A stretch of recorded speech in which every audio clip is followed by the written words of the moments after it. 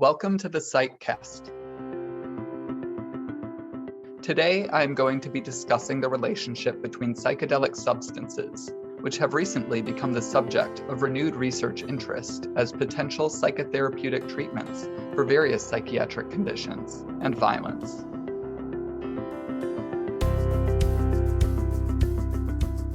My name is Dr. Brian Holoyda. I am a forensic psychiatrist. Clinically, I evaluate and treat patients in a pre-trial detention facility in the Bay Area of California. In addition, I provide forensic psychiatric consultation around the country with a focus on violence risk assessment and sexual violence risk assessment. This is an important topic because, in the excitement surrounding new research and clinical interest in psychedelics, there has been relative silence regarding their association with violence and the risk of negative clinical outcomes due to violence. I will therefore be discussing the history of research assessing the relationship between psychedelic use and violent and criminal behavior, including early clinical studies and more recent large-scale epidemiologic studies. I will also discuss the clinical relevance of psychedelics' unpredictability and risk for violent or aggressive behavior, and how psychiatrists, by necessity, will play a role in their administration in the future if they receive FDA approval as medicinal treatments. I would like to start with a brief review of the psychedelic compounds so that listeners understand the substances I am discussing today. Classic psychedelics are drugs that operate primarily through activation of the serotonin 2A receptor. They may be derived from natural sources, including plants, fungi, and animals. Lysergic acid diethylamide, or LSD, is synthesized synthetically from the ergot fungus. Psilocybin, which has been studied in anxiety related to terminal illness, treatment-resistant depression, and a host of other conditions, is a naturally occurring substance in psilocybe mushroom species. N,N-dimethyltryptamine, or DMT, is a compound found in various plant species that can be smoked alone or ingested as part of the ayahuasca tea. Lastly, mescaline occurs naturally in many cacti species. Psychedelic drugs can induce a spectrum of effects on consciousness. Changes are only somewhat dose-dependent and may be difficult to anticipate. Mild effects may include altered sensory perception, including visual, auditory, proprioceptive, and somatosensory distortions. At higher doses, or with more potent compounds, individuals may experience transformed or eliminated awareness of space, time, body, and self. Extreme changes include mystical or transcendent experiences of birth, giving birth, death, exchanging bodies with non-human species, and meeting otherworldly beings. We do not fully understand the mechanism by which these effects occur, though they may be related to psychedelics' ability to initiate communication between brain regions that do not normally communicate, and to reduce activity in the cortical circuit known as the default mode network, which may affect processes involved in maintaining an individual's ego or sense of self. I would now like to move on to discuss some of the early studies relating to psychedelics, violence, and criminal behavior. In the 1960s, Timothy Leary and his colleague Richard Alpert formed the Harvard Psilocybin Project in an effort to understand the effects of psychedelic compounds on human consciousness. At the time, there was zealous optimism surrounding the potential for psychedelics to make an impact on social ills, including criminal behavior and violence. One of the now historic studies of that time, the Harvard Psilocybin Project's Concord prison experiment, reflects the hopes of the time. Leary and colleagues hypothesized that psychedelic-assisted therapy would actually reduce convicted prisoners' risk of criminal recidivism. The study involved 32 subjects at the Massachusetts Correctional Institute at Concord. They participated in twice-weekly group therapy sessions over the course of 6 weeks, as well as 2 psilocybin administrations. Notably, the researchers participated in the psilocybin sessions. After completion of his study, Leary published differing results in different journals. For 28 of his subjects, he described a 10-month post-release criminal recidivism measured as a return to custody of 27% and 32% in 3 different articles. He claimed that the base rate for recidivism was 56%. Similarly, he noted a new crime recidivism for his subjects of only 7%, compared to a base rate of 30% for inmates at the facility. 34 years later, Rick Doblin, the founder and executive director of the Multidisciplinary Association for Psychedelic Science, or MAPS, published a reanalysis of Leary's data and identified various flaws with the analysis. For example, he found that Leary's base rate for recidivism was inaccurate, and that the true base rate was 34%, nearly the same as the recidivism rate for his subjects. He also noted that Leary counted all uncharged recidivists as parole violators, even if they were later charged with a new crime. This was an error that resulted in statistical significance in the original analysis. Ralph Metzner, one of Leary's graduate students at the time, later acknowledged the errors and attributed them to the halo effect from the researchers' optimism regarding the potential benefits of psilocybin. In addition to the Concord prison experiment, there were other early efforts to assess the potential effects of LSD in violent individuals. Dutch psychiatrist Arends Heijn used LSD in criminal recidivists thought to be psychopaths to reduce their risk for future criminal behavior. He noted that after 2 years of treatment involving LSD, 12 of his subjects were clinically improved and 2 were much improved. Similarly, Tenenbaum treated 10 treatment-resistant sexual offenders housed at Atascadero State Hospital using LSD-assisted group psychotherapy, 9 of whom he described as developing improvements in empathy, insight, communication, and treatment engagement. Recidivism data from these 2 research projects are unavailable. Early research on the violence and crime-reducing effects of psychedelic treatment did not definitively demonstrate that the compounds made a difference. Indeed, case reports from the medical literature from the same time suggested the opposite. In 2020, I wrote a review of all published cases in the medical literature, noting an association between psychedelic use and violent behavior. There were 11 cases published between 1962 and 2006, 10 of which related to LSD use, and 8 of which involved a homicide. The case reports varied widely in terms of their quality, length, and degree of descriptiveness. Many were of limited value due to subjects' known history of other substance use, including the use of psychostimulants, cannabis, and alcohol, which could also have contributed to their violent behavior. Perhaps most revealing, 9 out of the 11 cases were published between the years 1962 and 1973, a time when psychedelics, and LSD in particular, were viewed as a problem of the counterculture movement, and one that needed to be stamped out. It may be that these case reports in the medical literature reflected the fear of psychedelics in the mainstream medical establishment at the time. Indeed, one might expect the continued publication of regular case reports linking psychedelic use to violence if it was as great a problem as these early case reports suggested. To be clear, this finding does not change the fact that acute intoxication with psychedelics, including at therapeutic doses, can be unpredictable and may elicit agitation, fear, paranoia, or combativeness. More recent research has focused on identifying associations between violence and psychedelic use using epidemiologic study designs. In 2017, Bushman and colleagues surveyed around 700 adolescents aged 18 to 22 in Texas, and found that self-reported past year hallucinogen use was associated with an increased risk of carrying a firearm.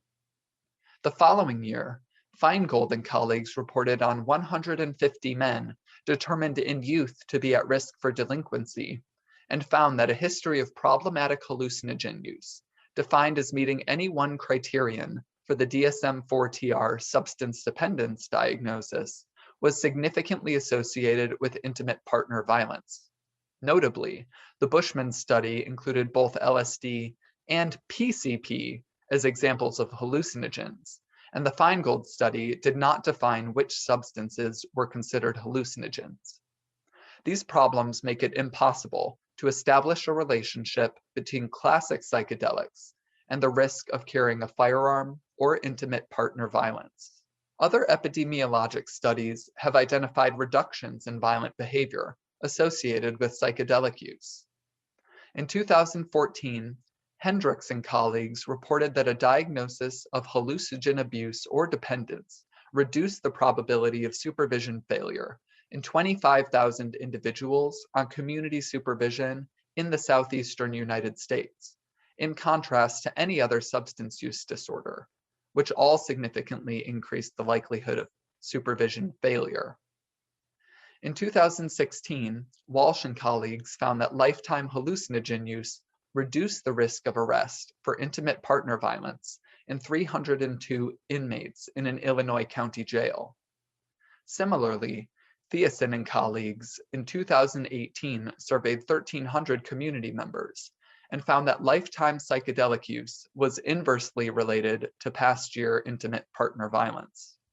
The most extensive study on the relationship between psychedelics and violence is Hendricks and colleagues' 2018 study utilizing data from the National Survey on Drug Use and Health from 2002 to 2014. Using data from 225 million subjects, they assessed lifetime use of psychedelic compounds, specifically defined as ayahuasca, DMT, LSD, mescaline, peyote or San Pedro cactus, or psilocybin mushrooms, as well as various criminal outcomes, including past year self-reported drug distribution, larceny or theft, and assault, as well as past year arrest for a drug-related crime, property crime, and violent crime. 13.6% of subjects reported a lifetime history of psychedelic use. The authors found that a lifetime history of psychedelic use increased the odds of past year drug distribution, but decreased the odds for past year self-reported theft and assault. As far as arrests, lifetime psychedelic use had no relationship with drug-related arrests, and decreased the odds of arrest for property crime and violent crime within the past year. These results were notably different for other substances of abuse. Lifetime use of other illicit substances was either unassociated with or associated with an increased odds of past year theft, past year assault, and past year arrest of any kind. The authors hypothesized that the increased rate of drug distribution seen in subjects reporting a history of psychedelic use may be secondary to pro-social sharing of psychedelic compounds. They suggested that the criminalization of psychedelic drugs might do more harm than good by generating increased black market distribution without a reduction in violence or crime. Though these epidemiologic studies are intriguing and suggest that a history of psychedelic use may be related to a reduced risk for violence and other types of criminal behavior, they demonstrate mere correlation. It may be that individuals who elect to use psychedelics are inherently less prone to violence and crime, rather than that psychedelic use actually has an effect on individuals' propensity for violent behavior. Furthermore, this recent research does not address the risk for violence that accompanies acute intoxication with psychedelic substances, which brings me to the clinical section of this Psychcast. There is a high likelihood that psychedelic compounds will eventually be approved as medications for psychiatric disorders. The experiences that individuals have while intoxicated with psychedelics are unpredictable and can at times be distressing.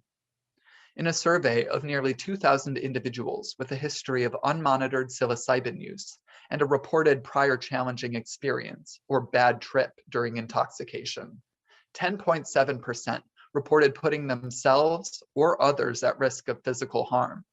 2.6% reported behaving in physically aggressive or violent ways, and 2.7% reported seeking medical attention at a hospital during the experience. Though such negative outcomes have been found to occur more rarely in the context of a therapeutic session, they may still occur.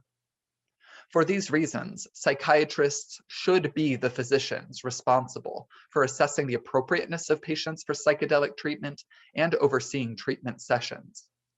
In this role, psychiatrists will bear the responsibility and liability for patient outcomes and whatever occurs during psychedelic treatment sessions.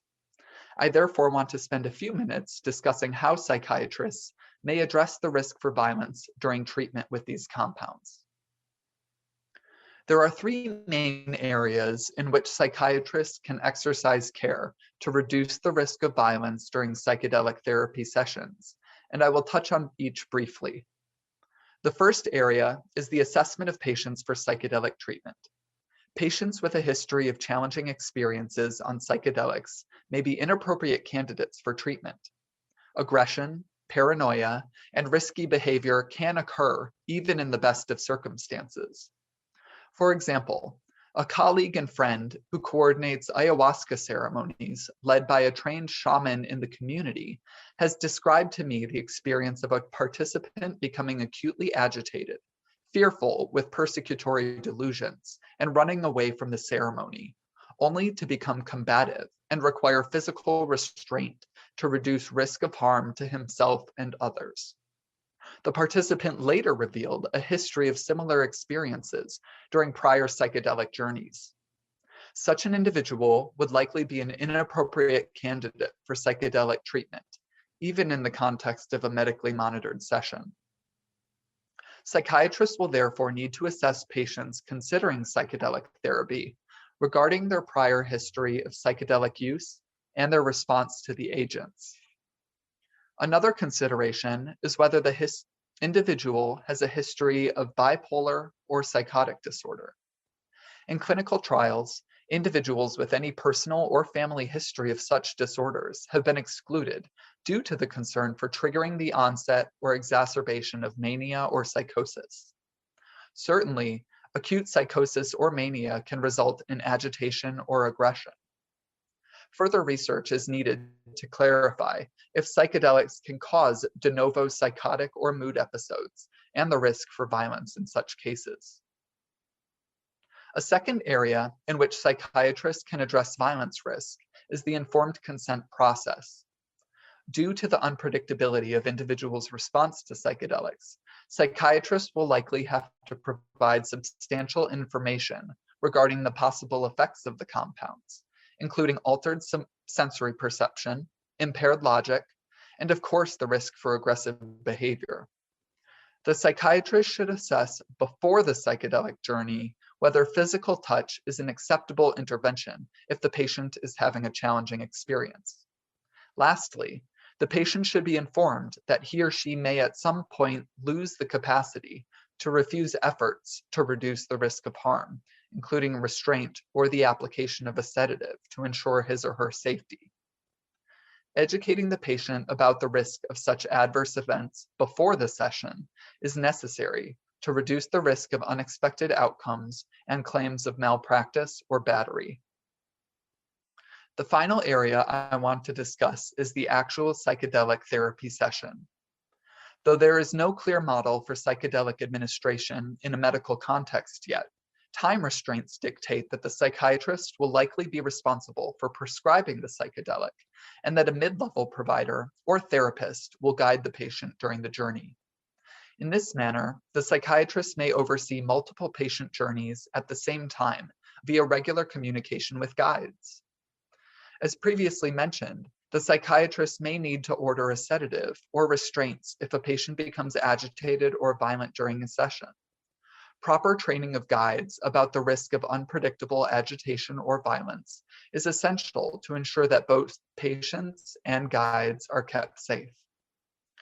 Psychedelic administration in a medical context should also consider the concept of setting, or the physical milieu, which can play a role in a patient's journey.